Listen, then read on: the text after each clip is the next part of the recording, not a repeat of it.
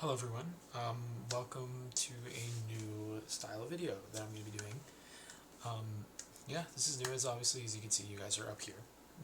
Hello. Because we now have a PC. So yeah, we're going to start doing things on here like streaming, reacting to games and stuff.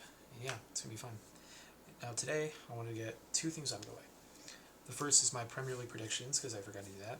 And then my Match Day 1 predictions, which will also happen here. So let's get started. So, immediately, we're going to start from the bottom of the table to the top. And I'm obviously going to give my reasons for why I have each team in each place. So, here we go. Now at 20th, we have Hull City. Now, I think it's great that Hull got promoted to the Premier League. Like, they obviously did pretty well in the Championship. I'm pretty sure it was second or first place. Pretty sure it was second. Or no, never mind. They got through the playoffs and won. So, yeah, they made some decent signings, including some rather interesting signings. But I unfortunately don't think that it'll be enough for them to stay, and they won't really put up much of a fight. But they will get some points on the board, and unfortunately, I just don't see them having enough to stay up. And that's why they're my first pick to be going down. Now in 19th place, we have Ipswich Town. Now the reason why I put Ipswich in 19th is because I feel like they'll have a similar season to Hull, except they will do better, especially with the new signing of Daisuke Maeda, the Japanese international. He's great, definitely going to score some goals and definitely going to help Ipswich Town, but unfortunately, like Hull and then their manager, Gary O'Neill, I just don't think that they'll have enough to stay up. Now, 18th might be a little bit of a stretch, but this has just been my opinion based on the recent news and like the transfer window. But I have Newcastle going down. Now, allow me to explain. So, if you guys aren't familiar with like football and everything, Newcastle recently got like ransacked completely. They got rid of a lot of players. Tonali is out. Lewis Hall is going to leave soon. Bruno Guimaraes is out. Anthony Gordon is out. Of course, Alexander Isak is also gone. And especially their manager, Eddie Howe. He's also out. And I feel like with their current squad that they do still have, I genuinely don't think that it'll be enough to stay in the Premier League, especially with that new manager, Jasil. Or Yesule, I'm sorry if I'm pronouncing that wrong.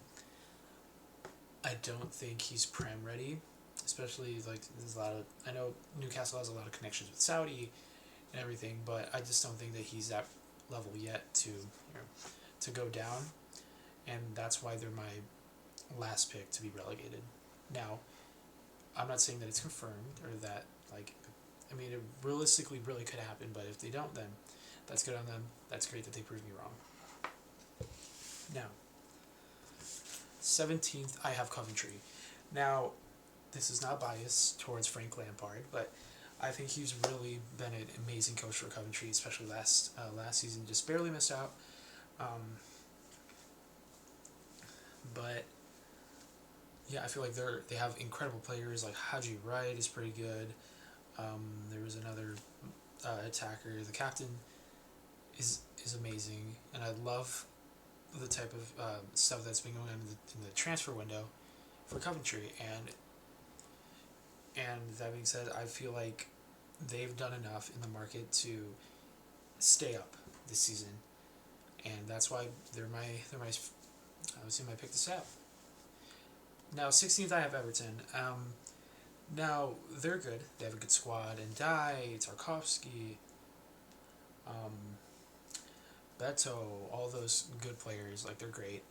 But in my opinion, the reason why I have Everton finishing 16th is because of David Moyes. I feel like he's a great manager, but I feel like his time is kind of past now, especially with like all the new people in the Prem now, it's going to be harder for him to fight for that mid-table spot, and that's why he's my pick to be in the bottom half, but not like he'll be battling relegation, but he won't end up being relegated unless he's like sacked by the end of the season, or by some point of the season. But that's why my pick for Everton is to be 16th. Now I have Fulham at 15th. A lot of people would say this is wrong. A lot of people have Fulham going down, but the reason why I have Fulham at 15th is because obviously they were also ransacked, kind of. Marco Silva went to Portugal to coach over there. Raul Jimenez is gone. Harry Wilson is gone. But they do still have some really good players. And what I feel like Alvaro Arbeloa, he's not Prem ready. And he will stay up, obviously. But he's not going to be higher than like bottom half of the table. And it's good that he brought some players from Madrid, Gonzalo Garcia, and then another player. It's great. And they obviously have a good squad, but I feel like 15th is probably the best that they'll get. And obviously, if they prove me wrong, get higher, then it's great. Good for them. 14th, I have Leeds. Now, Leeds finished, I think, 17th? No, 16th last season, which is great. Honestly, they obviously broke the trend of the same three going up and the same three going down, them and Sunderland. But I feel like they've made incredible business in the transfer window this season. Bringing in James Trafford from Manchester City to be their number one. Dominic Calvert-Lewin is really good with goals right now. Brendan Aronson is getting on the score sheet. Just all their players that they've signed, incredible. And that's why I feel like Daniel Fark has definitely built something with this lead side, and they're going to stay up. And I feel like they'll get into the table, which is better than last season. Now my pick for 13th is Crystal Palace. Now a lot of people had them lower than that, but I feel even without Oliver Glasner, they still have a really good squad. They still have like Yerby Pino, they have Nketiah, they just signed the Japanese center back Tomiyasu. Like, they have a good squad still, and Mateta as well. Like, there is nothing wrong with that squad, and they will stay up, and they will probably get mid-table, but they will definitely put up a fight. Now my 12th place spot is Nottingham Forest. Now this one was kind of hard to think about because Nottingham Forest went through so many different managerial switches. Like, they just went to Oliver Glasner after having Vitor Pereira, Sean Dyche, Ange Postecoglou. Like, that is just insane. All those managers. But they have an amazing squad. Chris Wood, Morgan Gibbs-White, Milinkovic. Like, that is an amazing squad to have. And they'll definitely be battling for mid-table because Oliver Glasner is a great coach. And he's definitely going to help them succeed. And they could potentially fight for Europe, but I'm going to have them at 12th. Just because I feel like the teams in the top half are better. So, yeah. My 11th place spot is Bournemouth. Now, Bournemouth is a really good team, obviously securing Europe last season. But unfortunately, I do feel as if they are letting go of a lot of people, including Andoni Iraola, which is going to be a big loss. Now, I feel like 11th is a good spot for them because obviously they'll have that balance, but it won't be as good as last season. And especially having to also balance Europe, that's where I have them. I have Brighton in my 10th because it's similar to Bournemouth. They do, obviously, Fabian Hürzeler is an incredible coach. Matoma's great, Kadioglu is great, Verbruggen is great, but Van Heck is gone, so that's going to be hurting the defense a little bit. But I think they'll have a pretty decent season similar to last season. And also with Europe, they will be probably focusing on that more than the league, but they'll still do enough to get 10th in the league. My 9th place is Brentford, which I feel like that's better than last season because Keith Andrews definitely showed that he's worthy of this league, and obviously with their players that they have at Brentford and what they did last season, even without Mbuemo and Wissa, and oh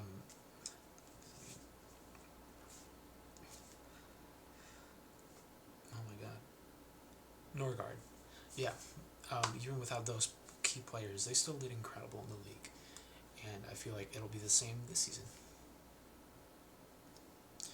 Now, um, eighth place Tottenham. Now, the reason why I have Tottenham in eighth place is because I know last season they were battling relegation, almost got relegated at some point. They had to wait till the last game, and while that would have been insane, I do have them finishing eighth this season because they've made incredible. Like honestly, as much as I don't really enjoy Tottenham because I'm a Chelsea fan, um, they have made really good business in the transfer window. They just recently signed Savinho from City, which is great for their attack. They signed Matias Fernandez, who was wanted by a lot of people. Tonali, Van Heck, Andrew Robertson. Like their defense is solid, and they signed Kinski, or well they have Kinski, but I'm pretty sure they might go for another keeper. Not really sure who, but yeah, like it's good. It's good business, and De Zerbi's obviously had some really good impact on that squad, and they'll finish eighth. Like they'll just barely miss out on Europe. I have Sunderland at seventh because just wow, that team is absolutely incredible. The players that they have: Lefebvre, Brabi, Shaka, a couple more players, and especially Robin Roofs and net. Like the work that they did last season, absolutely incredible. No one was expecting it, and the fact that they made it that high up the league and qualified for the Europa League, that's amazing.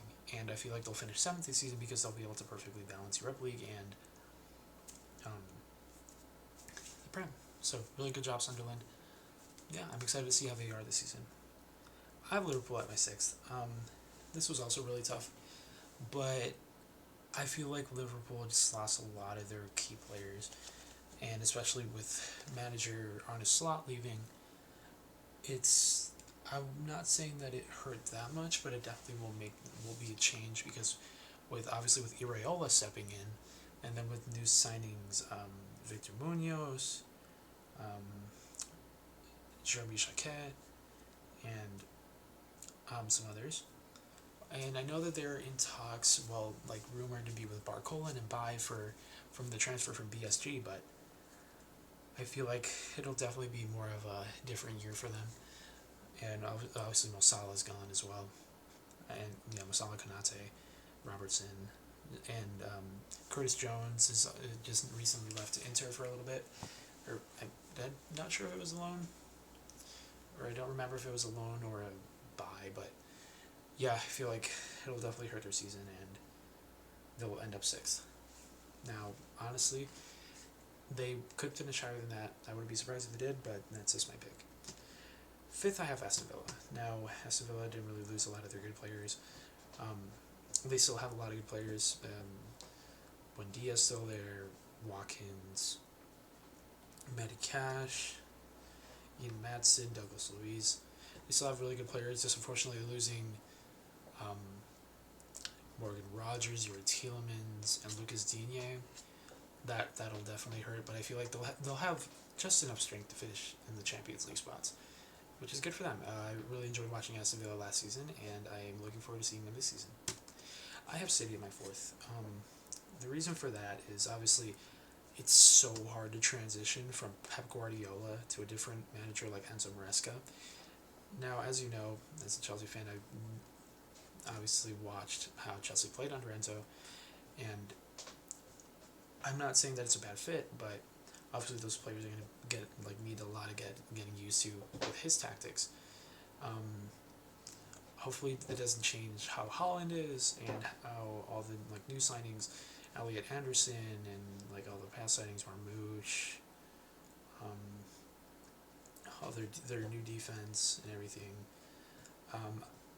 They'll do good. They'll do good this season, but unfortunately I don't think they'll be challenging for the title. But they'll definitely get into the Champions League. Now, my top three.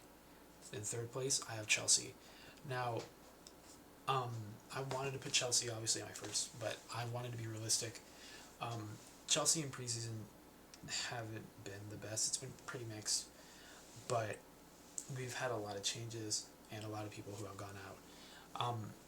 Obviously, last season was horrible with Maresca leaving. Obviously, the downfall in December, as it usually does. Appointing Senior and then going like 7 straight games without a goal or a win or points. Losing 8-2 to PSG. Losing the FA Cup final to City and then missing out on Europe, finishing 10th. It was just a rough season. But with the appointment of manager Xabi Alonso, I feel like I have hope. I have hope, and then obviously Joao Pedro getting on the score sheet a lot last season. I think it was 20 GA the entirety of last season, and then the preseason scoring more goals than he has games played. That's great.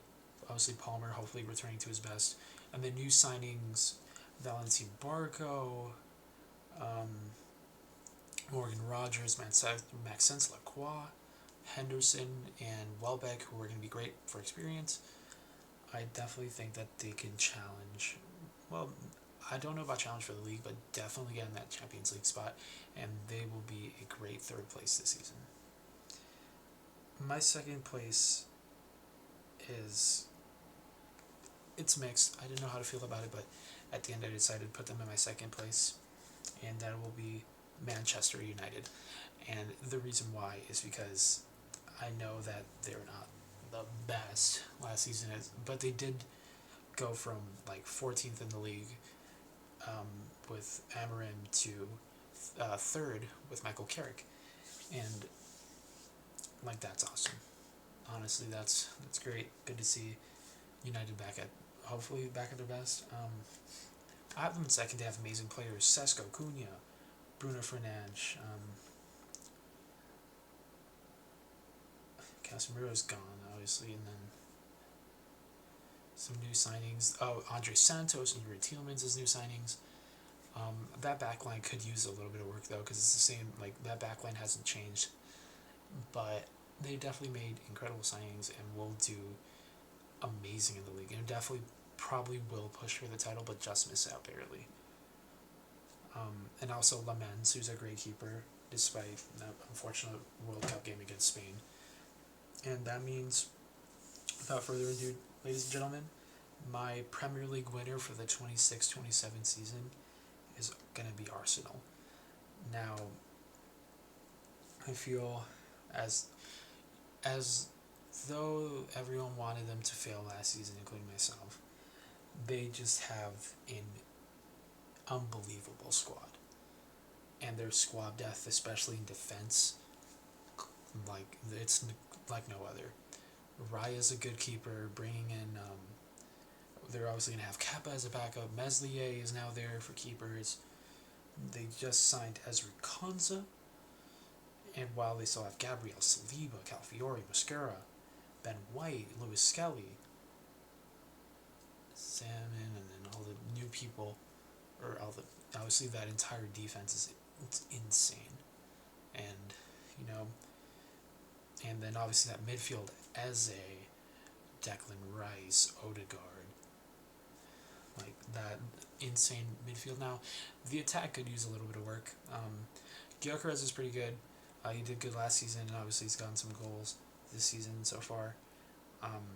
Their new addition, Christian Ziolis, the Greece guy, he's definitely also great. Also been bagging in goals for Arsenal. Saka's there, and then Martinelli, Jesus, they could use some work, but honestly, they definitely have the best squad in the league, and I think they will go back to back. And that's my Premier League table prediction.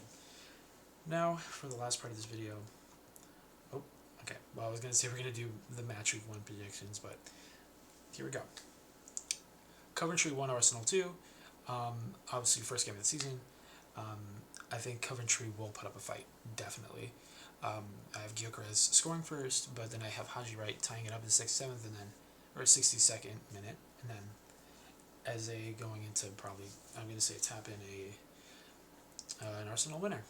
And then next we have Hull 0, Man United 2. As you guys know, I don't really have Hull doing well this season, and then Man United second in the league. I'm going to have Sesko scoring in the 12th, and then from a header, and then Cunha probably bagging in outside of the box in the 20th. And then I have a feeling that Everton versus Crystal Palace is going to be a 0-0, like, super draw.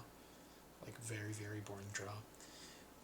Just because I really don't feel like neither has really good build-up when it comes to, like, creating chances. We'll see what happens, but I have them as a 0-0. Now, let me fix this later, but yeah, Ipswich won Sunderland 2. Ipswich is going to definitely put up a fight. I have new guy Dyson Maeda scoring first, and then Brian Brobby and Enzo Lefe coming back for Sunderland to win. And then Nottingham Forest 1, Leeds 1. Definitely two similar squads. And I have Chris Wood scoring first, and Dominic Calvert-Lewin with the equalizer in the 77th. Brentford 0, Tottenham 1.